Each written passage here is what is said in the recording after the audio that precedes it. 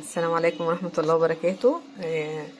النهاردة إن شاء الله هنتكلم في موضوع خفيف كده ولذيذ. هو إزاي أعمل درجة اللون الأحمر الأرجواني دوت على شعر بيور، آه، من غير سحب أو من غير تفتيح. درجة حلوة جدا، وإن انت تعملي الدرجة دي على شعر أسود بيور من غير تفتيح، طبعا ده إنجاز وحاجة هتبسطك جدا وحاجة مش مهلكة للشعر خالص. هنبدأ نوزع الصبغة على الشعر. اول حاجة ان الصبغة ديت هسيب لكم درجتها ان شاء الله في صندوق الوصف.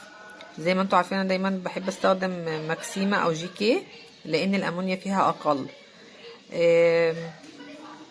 الدرجة دي اسمها احمر ارجواني. الماكسيما الصراحة فيها كذا درجة ممكن استخدمها من غير تفتيح، الاحمر الارجواني، الاحمر الناري، درجة الألف اللي بفتح بيها، في الكوبر النحاسي.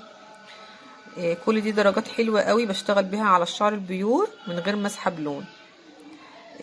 بفضل طبعا ان انا استخدم الحاجات ديت لان انا شغلي دايما هيبقى فيه فرد، فببقى عايزة حاجة تكون الامونيا فيها اقل وما تهلكيليش الشعرايه. بحب جدا كمان ان انا اعمل الصبغه واخلص من موضوع الصبغه ده قبل جلسه البروتين. طب كلنا بنشتكي ان الاحمر بينزل بعد الصبغه بكام يوم، لا الدرجه دي ثابته جدا، يعني اللي هيجربها هيلاقيها ثابته جدا، بدليل ان انا بعملها اهو قبل جلسه الفرد. هعمل اللون واشطف الشعر واحط الماده وابدا الكبس وكل ده، كل خطوه هتلاقي اللون بيزهزه معاكي وبيبان معاكي. الطريقه دي هتفيدك جدا لو انتي متخصصه مبتدئه في الصبغه او في البروتين، لانك دايما بتبقي عايزه حاجه مش مهلكه للشعر عشان تساعدك ان انتي تطلعي جلسه فرد ناجحه. وهتفيدك جدا لو انتي بقى البنات اللي بيحبوا يلعبوا صبغه في البيت. يعني في ناس بيبقوا حابين او عندهم برضو الموهبه ان هي تحط الصبغه، او عايزه توفر مثلا ومش ان هي مش مثلا كل فتره صغيره تروحي الكوافير، فبتحب ان هي تعمل الصبغه في البيت. فبقولك يعني مفيش مشكله، اعملي ماشي الصبغه، بس خليكي في الامان وخليكي في المضمون، بلاش تفتيح، بلاش لعب تفتيح، بالذات الناس بتلعب تفتيح في البيت ديت. بدل في درجات حلوه ممكن تعمليها بدون سحب او قصر لون. الطريقه سهله جدا، مفيش اي يعني صعوبه فيها. ان انت هتجيبي درجه الماكسيما الاحمر الارجواني، هتشتغلي عليها طبعا.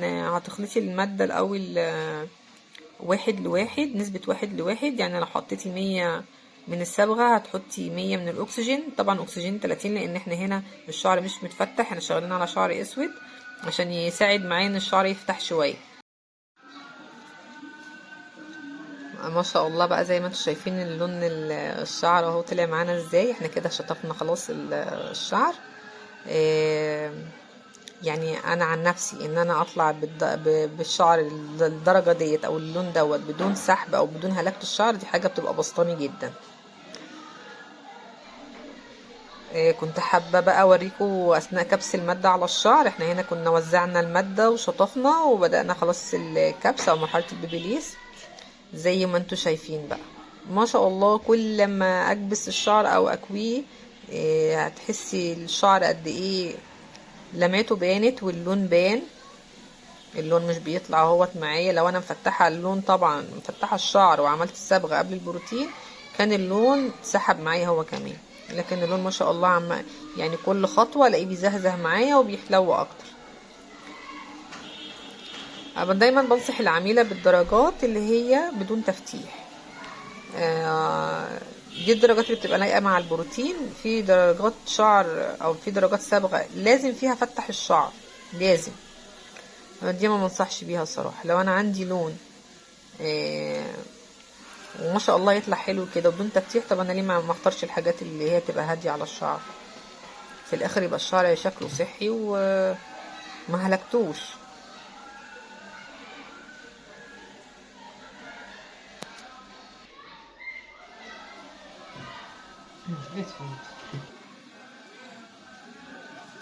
احنا هنا بقى ما شاء الله خلصنا الجلسه خلاص. يعني هوصف ايه زي ما انتم شايفين الشعر شكله صحي ازاي، الشعر شكله لامع ازاي. زي ما قلت لكم لو انا سحبه الشعر مش هيبقى بالحيويه واللمعه ديت. لا، خليكي دايما في الامان والعبي بدرجات شعر ماشي، بس العبي بدرجات امنه، ما تهلكلكيش الشعرايه. اللي حابب يستفسر عن اي حاجه يتفضل في الكومنتات وانا هرد عليكم ان شاء الله.